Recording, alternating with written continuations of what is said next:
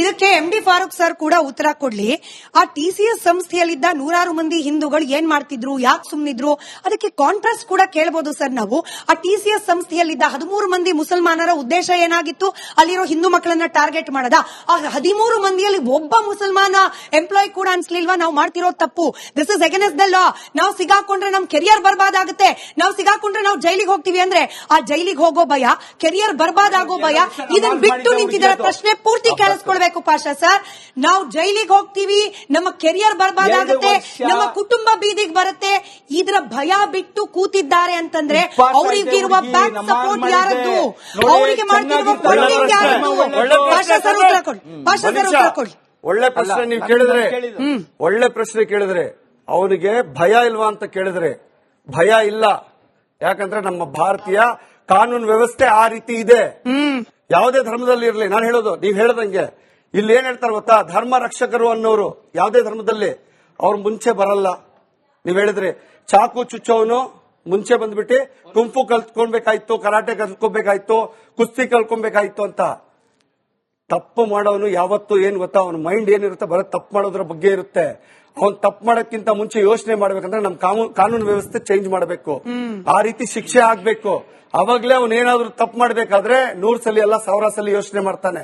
ಇಲ್ಲಿ ಏನಾಗುತ್ತಂದ್ರೆ ನಾನು ಅವಾಗ್ಲೇ ಹೇಳಿದೆ, ಏನೇ ಮಾಡಿದ್ರು ಪರವಾಗಿಲ್ಲ, ಏನು 1-2 ತಿಂಗಳು ಒಳಗೋಗ್ತೀನಿ, ಕುತ್ಕೊಳ್ತೀನಿ, ನನಗೆ ಅಲ್ಲಿ ಏನೋ ಅಲ್ಲಿ ಹೋಗಿ ಒಳ್ಳೆ ಟ್ರೈನಿಂಗ್ ತಗೊಂಡು ಇನ್ನೂ ಕ್ರಿಮಿನಲ್ ಆಗಿ ಹೊರಗೆ ಬರ್ತಾನೆ ಅವ್ನು ಬೇಲ್ ತಗೊಂಡು, ಮತ್ತೆ ಇನ್ನೂ ಬೇರೆ ಈ ರೀತಿ ಅನಾಚಾರ ಅತ್ಯಾಚಾರಗಳು ಮಾಡೋದಕ್ಕೋಸ್ಕರ ಅವನಿಗೆ ಒಂದು ಎಜುಕೇಟ್ ಮಾಡಿ ಕಳಿಸ್ತಾರೆ ಅಲ್ಲಿಂದ. ಮುಂದೆ ವಾಪಸ್ ಬರ್ತಾ ಕರೆಕ್ಟ್ ಟೇಕನ್ ಈ TCS ಸಂಸ್ಥೆಗೆ ವಾಪಸ್ ಬರ್ತಾ ನೀವು ಕೂಡ ಅಸೂಕ್ಷ್ಮವಾಗಿ ಅನುಮಾನವನ್ನ ವ್ಯಕ್ತಪಡಿಸಿದ್ರಿ. ಒಂದು ಕೆರಿಯರ್ ಬಿಲ್ಡ್ ಮಾಡ್ಕೊಳ್ಬೇಕು ಅಂದ್ರೆ ನಿಜವಾಗ್ಲೂ ಕೆರಿಯರ್ ಬಗ್ಗೆ ಮಾತ್ರ ಗಮನ ಇರೋರ್ಗೆ ಚಿಕ್ಕ ಬ್ಲಾಕ್ ಡಾಟ್ ಕೂಡ ಆಗದೆ ಇರೋ ರೀತಿಯಲ್ಲಿ ಕೆಲಸ ಮಾಡಬೇಕು ಅನ್ನೋದಿರುತ್ತೆ.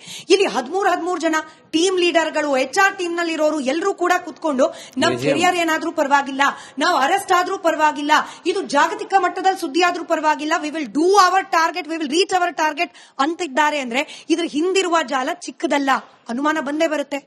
ಅಲ್ಲ ಸ್ಮಿತಾ, ನಿಜವಾಗ್ಲೂ ಕೆರಿಯರ್ ಬಿಲ್ಡ್ ಮಾಡಬೇಕು ಅಂತಿರೋನು ಈ ಕೆಲಸ ಎಲ್ಲ ಮಾಡಲ್ಲ. ಬಟ್ ಅಲ್ಲಿ ಬಂದು ಸೇರ್ಕೊಂಡಿರೋ ಉದ್ದೇಶ ಕೆರಿಯರ್ ಬಿಲ್ಡ್ ಮಾಡಬೇಕು ಅಂತಲ್ಲ. ಇದು ಅರ್ಥ ಮಾಡ್ಕೋಬೇಕು ಎಲ್ಲಾರು.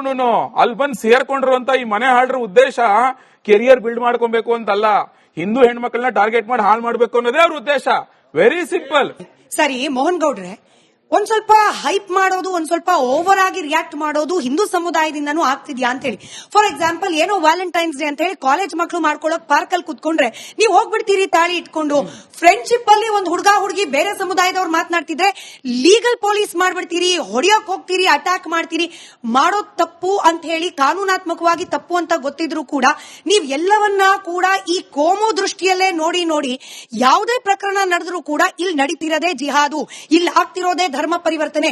ಹಿಂಗ್ ಓವರ್ ರಿಯಾಕ್ಷನ್ ಈ ಕಡೆಯಿಂದಲೂ ಆಗ್ತಾ ಇದೆಯಾ ಅಂತ ಹೇಳಿ.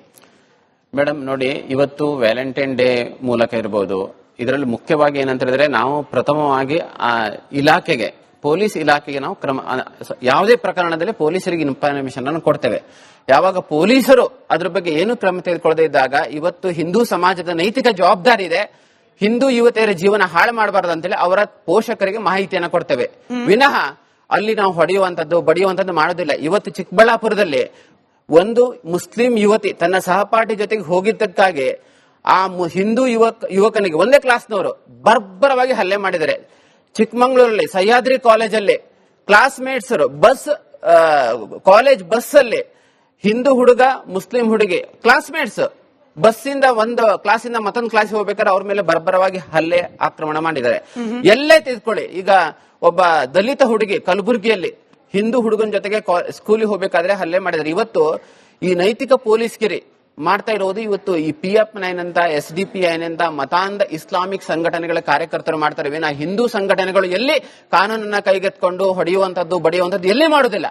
ನಾವು ಕಾನೂನು ಚೌಕಟ್ಟಿನಲ್ಲಿ ಕಾರ್ಯವನ್ನು ಮಾಡ್ತೇವೆ. ಹಿಂದೂ ಯುವತಿಯರ ಜೀವನ ಹಾಳಾಗಬಾರದು ಆ ರೀತಿಯಲ್ಲಿ ಮಾಡ್ತೇವೆ. ಇವತ್ತು ಏನಾಗ್ತಿದೆ ಅಂತ ಹೇಳಿದ್ರೆ, ಈ ದೇಶದಲ್ಲಿ ಏನಾಗ್ತಿದೆ ಅಂತ ಹೇಳಿದ್ರೆ ಪ್ರತಿಯೊಂದು ಘಟನೆಗಳಿಗೆ ಇವತ್ತು ಸ್ಕ್ರಿಪ್ಟೆಡ್ ಈ ರೀತಿ ಹೇಳಿಕೆಯನ್ನು ಕೊಡ್ತಾ ಇದ್ದಾರೆ. ಇದೇ ಮಾನಸಿಕತೆ ಏನಾಗಿದೆ, ಈ ಜಿಹಾದ್ ಮಾಡುವಂತಹ ಜಿಹಾದಿಗಳಿಗೆ ಒಂದು ಕುಮ್ಮಕ್ಕಾಗಿದೆ. ಯಾಕೂಬ್ ಮೆನನ್ ಸುಪ್ರೀಂ ಕೋರ್ಟ್ ಹೇಳಿದೆ, ಅವನು 1993ಯಲ್ಲಿ ಬಾಂಬ್ ಬ್ಲಾಸ್ಟ್ ಪ್ರಕರಣದ ಪ್ರಮುಖ ರೂವಾರಿ, 300 ಜನರ ಬರ್ಬರ ಮುಂಬೈ ಹತ್ಯೆಗೆ ಕಾರಣ. ಅವನ ಮೆರವಣಿಗೆಯಲ್ಲಿ ಮುಸ್ಲಿಂ ಒಬ್ಬ ಟೆರರಿಸ್ಟ್ ಅಂತ್ಯ ಸಂಸ್ಕಾರಕ್ಕಾಗಿ 3 ಲಕ್ಷ ಮುಸ್ಲಿಂ ಸಮುದಾಯದವರು ಸೇರ್ತಾರೆ ಅಂತ ಹೇಳಿದ್ರೆ ಇವತ್ತು ಅವರ ಮಾನಸಿಕತೆ ಯಾವ ರೀತಿ ಇದೆ? ಈ ಮಾನಸಿಕತೆನೇ ಇವತ್ತು ಇಸ್ಲಾಮಿಕ್ ಜಿಹಾದ್ಗಳಿಗೆ ಭಾರತವನ್ನ ಗಜ್ವಾ ಹಿಂದ್ ಪಿಎಫ್ಐ ಹೇಳುತ್ತೆ ಭಾರತವನ್ನ 2047ಕ್ಕೆ ಇಸ್ಲಾಮಿಕ್ ರಾಷ್ಟ್ರ ಮಾಡ್ತೇವೆ ಅಂತ ಇದನ್ನು ಮಾಡ್ಲಿಕ್ಕಾಗಿ ಇವತ್ತು ಹಲಾಲ್ ಜಿಹಾದ್ ಇರ್ಬೋದು, ಲವ್ ಜಿಹಾದ್ ಇರ್ಬೋದು, ಲ್ಯಾಂಡ್ ಜಿಹಾದ್ ಇರ್ಬೋದು, ಜಿಮ್ ಜಿಹಾದ್ ಇರ್ಬೋದು, ಬಾಲಿವುಡ್ ಜಿಹಾದ್ ಇರ್ಬೋದು, ಮೆಡಿಕಲ್ ಜಿಹಾದ್ ಇರ್ಬೋದು, ಎಜುಕೇಶನ್ ಜಿಹಾದ್, ಈ ಎಲ್ಲ ಜಿಹಾದ್ಗಳ ಉದ್ದೇಶ ಒಂದೇ, ಭಾರತವನ್ನು ಇಸ್ಲಾಮೀಕರಣ ಮಾಡುವಂತದ್ದು, ಜನಸಂಖ್ಯಾ ಜಿಹಾದ್. ಈ ಜಿಹಾದ್ ಹಿಂದೂ ನೌಕರರು ಏನ್ ಮಾಡ್ತಾ ಇದ್ರು ಅಂತೇಳಿ ಇವತ್ತು ಪ್ರತಿಯೊಂದು ಆಫೀಸ್ ನಲ್ಲಿ ಕೆಲಸ ಮಾಡಬೇಕಾದ್ರೆ ಒಂದು ಇಂಟರ್ನಲ್ ಕಂಪ್ಲೇಂಟ್ ಕಮಿಟಿ ಅಂತ ಇರುತ್ತೆ. ಏನಾದ್ರೂ ಸಮಸ್ಯೆ ಆದ್ರೆ ಎಂಪ್ಲಾಯಿಗೆ ಇಂಟರ್ನಲ್ ಕಂಪ್ಲೇಂಟ್ ಕಮಿಟಿಗೆ ಅವರು ದೂರನ್ನ ಕೊಡಬೇಕು. ಕಳೆದ 4 ವರ್ಷದಿಂದ 78 ಇಮೇಲ್ಗಳು ಹಿಂದೂ ಮಹಿಳಾ ನೌಕರರು ದೂರ ಮಾಡಿದರೆ, ಅವರಿಗೆ ಟಾರ್ಚರ್ ಮಾಡಿದರೆ, ಈ ರೀತಿ ನೀವು ಇಮೇಲ್ ಮಾಡಿದರೆ ಕಂಪ್ಲೇಂಟ್ ಅನ್ನು ಕೊಟ್ಟರೆ ನಿಮ್ಮನ್ನ ಕೆಲಸದಿಂದ ತೆಗೆದು ಹಾಕ್ತೀವಿ, ನಿಮ್ಗೆ ಪ್ರಮೋಷನ್ ಕೊಡುದಿಲ್ಲ, ಇದನ್ನೆಲ್ಲ ಸಹಿಸಿಕೊಳ್ಳಬೇಕು, ಎಕ್ಸ್ಪ್ಲೈಟೇಷನ್ ಸಹಿಸಿಕೊಳ್ಳಬೇಕು. ಇದರ ಹಿಂದೆ ವ್ಯವಸ್ಥಿತವಾದ ಇಸ್ಲಾಮಿಕ್ ಮಾನಸಿಕತೆಯ ಜಿಹಾದ್ಗಳ ನೌಕರರ ಒಂದು ಷಡ್ಯಂತ್ರ.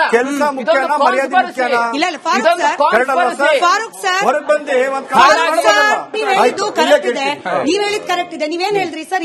ಏನು ಕೆಲಸ ಮುಖ್ಯನಾ ಏನದು? ಇನ್ನೊಂದ್ಸತಿ ರಿಪೀಟ್ ಮಾಡಿ. ಕೆಲಸ ಮುಖ್ಯನಾ ಮರ್ಯಾದೆ ಮುಖ್ಯ? ಯಾಕ ಆಯ್ಕೆ ಬರಬೇಕು? ನನಗೆ ಕೆಲಸ ಮುಖ್ಯ, ಮರ್ಯಾದೆ ಮುಖ್ಯ. ಆಪ್ಷನ್ ಯಾಕೆ ಕೊಡ್ಬೇಕು? ಆಪ್ಷನ್ ಯಾಕೆ ಕೊಡ್ಬೇಕು ಸರ್? ನನಗೆ ಎರಡು ಮುಖ್ಯ, ಮರ್ಯಾದೆ ಮುಖ್ಯ. TCS ಅಲ್ಲಿ ಪ್ರಶ್ನೆ ಅದಲ್ಲ, ಸಿಂಪಲ್ ಸರ್. TCS ಅಲ್ಲಿ ಕೆಲಸ ಮಾಡುವ ಒಬ್ಬ ಹೆಣ್ಣು ಮಗಳಿಗೆ ನಿಮ್ಗೆ ಪ್ರಶ್ನೆ ಕೇಳಿಸ್ಕೊಳ್ಳಿ ಸರ್. TCS ಅಲ್ಲಿ ಕೆಲಸ ಮಾಡುವ ಒಬ್ಬ ಹೆಣ್ಣು ಮಗಳಿಗೆ ನಿನಗೆ ಮರ್ಯಾದೆ ಬೇಕು ಅಂತಂದ್ರೆ ಕೆಲಸ ಬಿಟ್ಟು ಹೋಗು. ಪ್ರಶ್ನೆ ಕೇಳಿಸ್ಕೊಳ್ಳೋಕ್ ಧೈರ್ಯ ಇಲ್ಲ ಅನ್ಕೊಳ್ತೀನಿ ಸರ್. ಪೂರ್ತಿ ಪ್ರಶ್ನೆ ಕೇಳಿಸ್ಕೊಳ್ಳಿ, ನಿಮ್ ಉತ್ತರ ಪೂರ್ತಿ ನಾನು ಕೇಳಿಸ್ಕೊಳ್ತೀನಿ. ಒಂದು ನಿಮಿಷ ಪೂರ್ತಿ ಉತ್ತರವನ್ನ ನಾನು ಕೇಳಿಸ್ಕೊಳ್ತೀನಿ. ಪ್ರಶ್ನೆ ಕಂಪ್ಲೀಟ್ ಆಗಿ ಕೇಳಿಸ್ಕೊಳ್ಳಿ.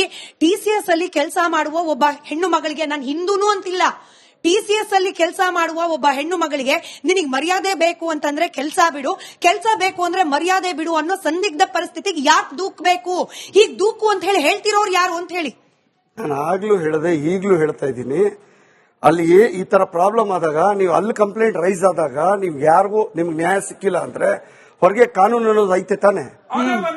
ಅದನ್ನೇ ನಾನು ಕೇಳ್ತಾ ಇರೋದು, ಅದನ್ನೇ ನಾನು ಅವಾಗಿಂದ ಬಿಡಿಸಿ ಹೇಳ್ತಾ ಇದ್ದೀನಿ, ಅದನ್ನೇ ನಾನು ಬಿಡಿಸಿ ಹೇಳ್ತಾ ಇರೋದು. ನಾನು ಹೇಳ್ತಾ ಇರೋದು ಏನಂದ್ರೆ ಕಾನೂನು ವ್ಯವಸ್ಥೆಗಳು ಸರಿ ಇಲ್ಲ, ನ್ಯಾಯ ಸಿಗ್ತಾ ಇಲ್ಲ, ಅದಕ್ಕೆ ಇಷ್ಟೆಲ್ಲ ಅನಾಹುತಗಳಾಗ್ತಾ ಇರೋದು. ಅದನ್ನ ನಾನು ಹೇಳ್ತಾ ಇರೋದು. ಆ ಹೆಣ್ಮಗು ಅಲ್ಲಿ ನ್ಯಾಯ ಸಿಕ್ಲಿಲ್ಲ ಅಂದ್ರೆ ಒಂದು ಸ್ಟೇಷನ್ ಬಂದು ಕಂಪ್ಲೇಂಟ್ ಕೊಟ್ಟಾಗ ಆ ಸ್ಟೇಷನ್ ಅಲ್ಲಿ ಕಂಪ್ಲೇಂಟ್ ತಗೊಳ್ಬೇಕು. ಅವಾಗ ನಾನು ಹೇಳೋದು ಯಾವುದೇ ಧರ್ಮದವ್ರು ಇರಲಿ, ನಾನು ಹೇಳೋದು ಇದು ಹಿಂದೂಗಾಗಿದೆ, ಇದು ಮುಸ್ಲಿಮ್ಸ್ ಆಗಿದೆ ಅಂತಲ್ಲ. ನಾನು ಹೇಳ್ತಾ ಇರೋದು, ನಾನು ಇಲ್ಲಿ ಹಿಂದೂಗಾಗಿದೆ, ಇಲ್ಲಿ ಮುಸ್ಲಿಮ್ಸ್ ಆಗಿದೆ ಅಂತ ನಮ್ಗೆ ಬೇಡ. ನಾವೆಲ್ಲ ಒಂದೇ ತಾನೆ. ಯಾವ ಹೆಣ್ಮಗುಗೆ ಏನು ಅನ್ಯಾಯ ಆಗಿದ್ರೆ ನಾವು ಹೋಗಿ ನಿಂತ್ಕೊಳ್ಬೇಕು ತಾನೆ. ನಾವು ಹಿಂದೂ ಹೆಣ್ಮಗು ಅಂತ ನೋಡ್ಕೊಂಡು ನಿಂತ್ಕೊಬೇಕಾ, ಇಲ್ಲ ಮುಸ್ಲಿಮ್ಸ್ ಅಂತ ನೋಡ್ಕೊಬೇಕಾ? ಆಕ್ಸಿಡೆಂಟ್ ಆದಾಗ ರಕ್ತ ತಗೊಳ್ಳೋವಾಗ ನಾವು ಯೋಚನೆ ಮಾಡಲ್ಲ ಯಾವ ಧರ್ಮದವರು ಅಂತ? ಅಲ್ಲಿ ಅವ್ರಿಗೆ ನ್ಯಾಯ ಸಿಕ್ಕಬೇಕಾದಾಗ ನಾವು ಹೋಗಿ ನಿಂತ್ಕೊಂಡ್ಬಾರ್ದ? ಯಾವುದೇ ಧರ್ಮದವ್ರು ಇರ್ಲಿ, ನಾವು ಹೋಗಿ ನಿಂತ್ಕೊಳ್ಬೇಕು.